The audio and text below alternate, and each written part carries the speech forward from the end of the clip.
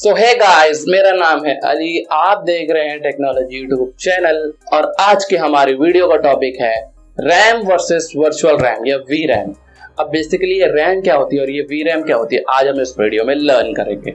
तो सबसे पहले हम बात करें रैम के बारे में। अब रैम में भी कुछ सब पॉइंट्स है जिसको आपको ध्यान में रखते हुए आप अपनी अप्रोप्रिएट रैम को सिलेक्ट कर सकते हैं। तो सबसे पहले हम बात करें उसके टाइप की। रैम में डिफरेंट टाइप्स की रैम होती है जो आपके सुटेबल वर्क के लिए बेस्ट होती है या आपके लिए सुटेबल होती है। तो सबसे पहले हम बात करें DDR3, DDR4, DDR4X या DDR5। अब बेसिकली DDR3 ये सब क्या है, इन शॉर्ट अगर मैं आपको कहूँ तो ये एक्चुअली में एक टाइप का जनरेशन है रैम का। अब जितना ज़्यादा नंबर ऑफ जनरेशन आपका लेटेस्ट रहेगा उतनी ही अच्छी आपको रैम या उसमें टेक्नोलॉजी नई इंप्लीमेंट होके दिखाई देगी। लेट्स से फॉर एग्जांपल अगर हम बात करें, अभी लेटेस्ट में चल रही है DDR5। अब ये रैम में ये तो हो गया टाइप के बारे में। अब दूसरी चीज़ के बारे में हम बात करें वो है फ्रीक्वेंसी। अब जैसा कि मैंने आपको बताया कि डिफरेंट टाइप्स की रैम होती है, तो उनके टाइप्स के अकॉर्डिंग ही रैम की फ्रीक्वेंसी सेट की जाती है। जैसे कि अगर मैं अब DDR3 की बात करूं तो ये 1200 मेगाहर्ट्ज से लेके 2.4 मेगाहर्ट्ज तक इसकी मैक्सिमम स्पीड रहती है, क्लॉक स्पीड की अगर मैं बात करूं तो। उसी तरह DDR4 की अगर हम बात करें तो 2400 मेगाहर्ट्ज से लेके 2800 मेगाहर्ट्ज के रेंज में रहती है।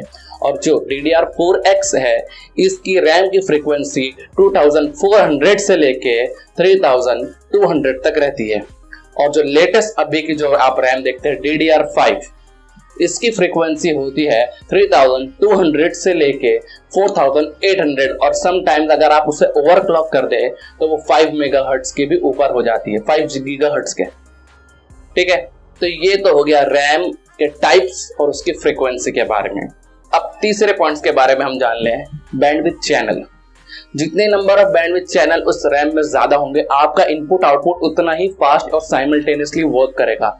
यानी कि मान के चलिए मेरी रैम है जिसमें सिर्फ 2 ही बैंडविड्थ चैनल है, यानी एक इनपुट के लिए और एक आउटपुट के लिए। अब होगा क्या, अगर मैं साइमल्टेनियस एक ऑपरेशन परफॉर्म कर रहा हूं तो वो एक टाइम पे एक इनपुट और एक आउटपुट जनरेट कर सकता है। बट अगर मान के चलिए मेरी रैम में मैंने चैनल बैंडविड्थ को 2 से 4 कर दिया, अब होगा ये कि एक ही टाइम पे मैं साइमल्टेनियसली 2 इनपुट ले सकता हूं और 2 आउटपुट दे सकता हूं। तो जितना नंबर ऑफ चैनल ज्यादा होगा आपके उतने ही नंबर ऑफ ऑपरेशंस परफॉर्म कर सकती है वो रैम। बट यूजुअली जिस तरह हमने प्रोसेसर के बारे में बात की थी कि जितने नंबर ऑफ कोर्स उसके ज्यादा होंगे उतना ही वो काम ज्यादा हैंडल कर सकता है एट सेम टाइम। बट उसके भी कुछ ड्रॉबैक्स थे। तो सिमिलर वे में रैम के भी ड्रॉबैक है। जितना नंबर ऑफ चैनल आप उसे बढ़ाएंगे उसकी कॉम्प्लेक्सिटी बढ़ जाएगी और उसकी बैटरी का यूसेज भी बढ़ जाएगा। इसलिए 8 बिट चैनल आपका जो है 8 चैनल ये स्टैंडर्ड है और मैक्सिमम पे सेट किया गया है। वैसे तो स्टैंडर्ड अगर नॉर्मली अगर आप LPDDR4 या 3 या 4X लेंगे तो उसमें 4 चैनल्स आपको दिखाई देंगे। बट अगर आप DDR5 पे अगर आप मूव करते हैं तो उसमें 4 से लेके 8 चैनल तक के आपको दिखाई देंगे। तो ये तो हो गया चैनल के बारे में। अब ये चैनल की भी एक स्पीड लिमिट होती है 16 बिट्स पर सेकेंड, 18 बिट पर सेकेंड। तो ये चैनल की जितनी बिट ज्यादा होगी यानी उतना ही वो इनपुट फास्ट लेगा।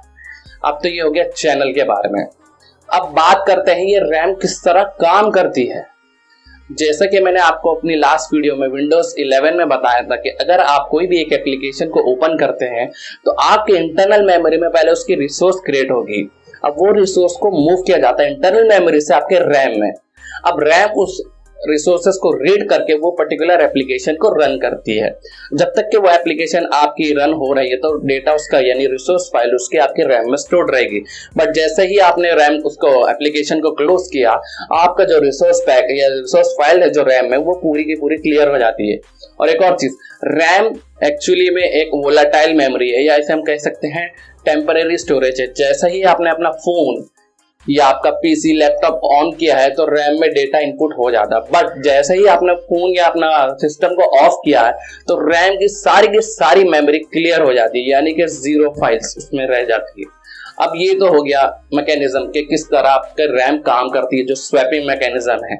अब वर्चुअल रैम होता क्या है, हम मान के चलिए मेरी रैम की साइज ये है कि वो सिर्फ 4 एप्लीकेशन को ही रन कर सकती है। मान के चलिए मेरे पास 4 एप्लीकेशन है, मैंने चारों एप्लीकेशन को ओपन किया तो चारों एप्लीकेशन का रिसोर्स फाइल रैम में आ गई। अब रैम की जो जीबी, जैसे मान के चलिए मेरी 2 GB रैम थी, अब वो 2 GB की रैम मेरी फुल हो गई है। अब अगर मैं 5th एप्लीकेशन में ओपन करूं तो होगा ये कि जो पहली एप्लीकेशन जो मैंने ओपन किया था उसको रैम टर्मिनेट कर देगा, यानी उसकी रिसोर्स फाइल को डिलीट कर देगा, अपने रैम में से फ्री कर देगा और उसकी जगह पे ये 5th एप्लीकेशन की रिसोर्स फाइल को इनपुट कर देगा। अब इससे एक प्रॉब्लम ये होगी कि मैं 5th एप्लीकेशन का टास्क परफॉर्म करने का जब मैं वापस से फर्स्ट एप्लीकेशन पे स्विच करूंगा तो वो वापस से लोड होगी, यानी उसकी रिसोर्सेस फाइल इंटरनल मेमोरी में दोबारा क्रिएट होगी और वहां से वापस वो रैम में स्टोर किया जाएगा। तो ये मैकेनिज्म होता है। अब मान के चलिए इसकी लिमिटेशन को रिमूव करने के लिए ही वर्चुअल रैम को इंट्रोड्यूस किया गया है। अब वर्चुअल रैम एक तरीके से एक वर्चुअल मेमोरी है जो एज अ रैम एक्ट करती है। अब इसमें होता क्या है, जैसा मैंने कहा कि मेरी रैम की लिमिट मान के चलिए 4 एप्लीकेशन की रिसोर्स को स्टोर करना था, लेकिन अगर 5वीं आती है तो अगर मेरे पास वर्चुअल रैम है तो होगा ये जो 5वीं एप्लीकेशन मेरी रैम में लोड होने से पहले जो फर्स्ट एप्लीकेशन थी जो अनयूज्ड है उसका रिसोर्स मेरे वी रैम में लोड हो जाएगा।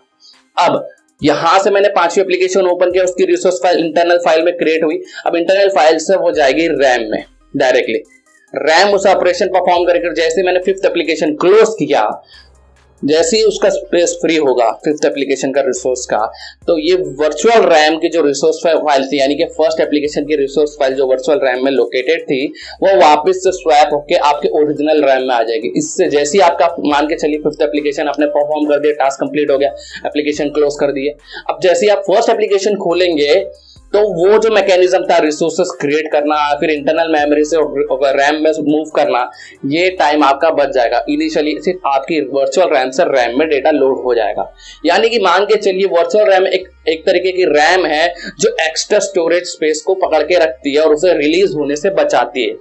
तो यही नया टर्म है जो वर्चुअल रैम, जो आप अगर नए अभी देखें तो नए नए स्मार्टफोन जितने भी फ्लैगशिप लेवल के आ रहे हैं इसमें लिखा जाता है कि आप extended RAM up to 3 GB, up to 6 GB, up to 7 GB। तो उसमें यूजुअली देखा होगा आपने, मान के चलिए मेरा फोन का स्टोरेज है 128 GB और मेरे फोन की रैम है 6 GB। अब कंपनी ने ऐसा एल्गोरिथम सेट किया कि मैं 3 GB रैम को एक्सटेंड कर सकता हूँ, यानी 3 GB ऑफ रैम मैं वर्चुअल क्रिएट कर सकता हूँ। तब होगा ये, जैसे ही मैंने वर्चुअल रैम 3 GB का क्रिएट किया तो मेरी रैम टोटल 9 GB दिखाएगी 6 + 3। बट अगर मैं इंटरनल स्टोरेज की कैपेसिटी चेक करूं तो वो 128 से 125 GB दिखाएगा, यानी कि 3 GB जो है वो as a virtual RAM treat कर रहा है।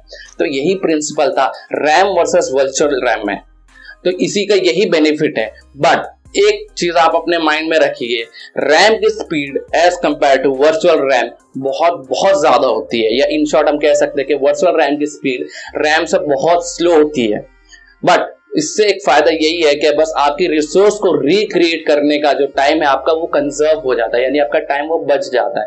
इसीलिए आज की टेक्नोलॉजी में आप देख सकते हैं जितने भी स्मार्टफोन आज के जनरेशन में यूज हो रहे हैं उसी में ये वर्चुअल रैम या डायनेमिक रैम को इंट्रोड्यूस किया गया है। तो उम्मीद है मैं अच्छे से एक्सप्लेन कर पाया। आपको ये वीडियो पसंद आई तो प्लीज इसे लाइक कीजिए, अगर नए हैं चैनल पे तो सब्सक्राइब कीजिए और अपने दोस्तों के साथ जरूर शेयर कीजिए। आज की वीडियो में इतना ही, मिलते हैं आपको अगली वीडियो में, तब तक के लिए जय हिंद।